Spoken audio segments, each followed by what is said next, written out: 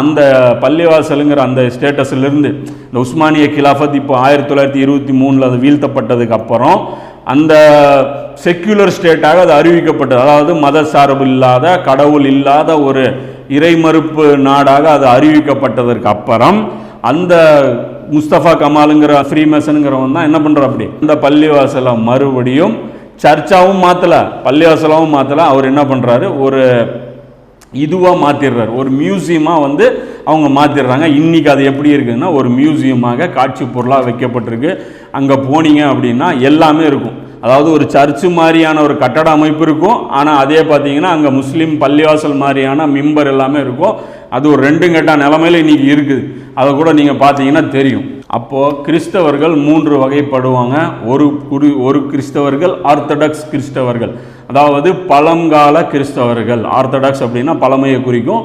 பழங்கால கிறிஸ்தவர்கள். 2வது கிறிஸ்தவர்கள் யார் அப்படின்னா வாட்டிகன், இத்தாலியில் இருக்கக்கூடிய வாட்டிகனை தலைமையகமாக செயல்படக்கூடிய கத்தோலிக்க கிறிஸ்தவர்கள். இன்னொரு கிறிஸ்தவர்கள் யார் அப்படின்னு பார்த்தீங்கன்னா இங்கிலாண்டில் இருக்கக்கூடிய சர்ச் ஆஃப் இங்கிலாண்டை தலைமையகமாக ஏற்று செயல்படக்கூடிய புரோட்டஸ்டன்ட் கிறிஸ்தவர்கள். அப்போ 3 கிறிஸ்தவர்களை பிரிச்சிங்கன்னா உங்களுக்கு வந்து கரெக்டாக புரியும். இப்போ ஜெருசலம் கிறிஸ்தவர்கள் கையில் இருந்தது இல்லையா, அவர்களிடமிருந்து எப்படி பறிக்கப்பட்டுச்சு, அப்போ அதுக்கப்புறம் இந்த 1000 வருடங்களாக என்ன மாதிரியான காலகட்டங்களை ஜெருசலம் வந்து சந்தித்தது அப்படிங்கிறத பார்ப்போம். ஜெருசலம் வந்து பார்த்தீங்கன்னா கிபி 6ஆம் நூற்றாண்டில் நபி ஸல்லல்லாஹு அலைஹி வஸல்லம் அவங்களுடைய வஃபாத்துக்கு ஒரு 12-13 வருஷம் கழித்து யாருடைய கையில் வருது, உமர் லியானுடைய கையில் வருது.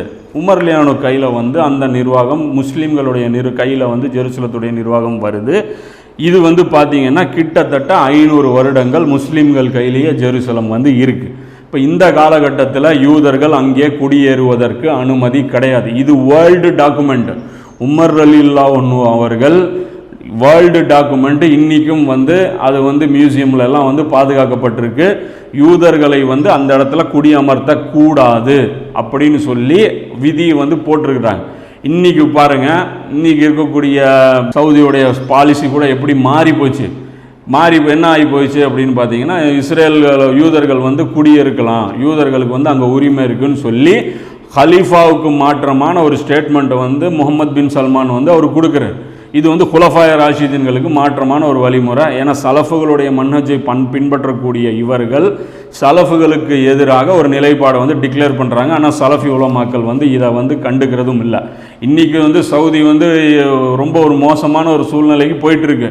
தன்னுடைய அந்த இஸ்லாமிய அடையாளத்தை படிப்படியாக அது இழந்துக்கிட்டே வருது. அது பார்த்திங்கன்னா ஷைத்தானுடைய பண்டிகையான ஹாலோவீனை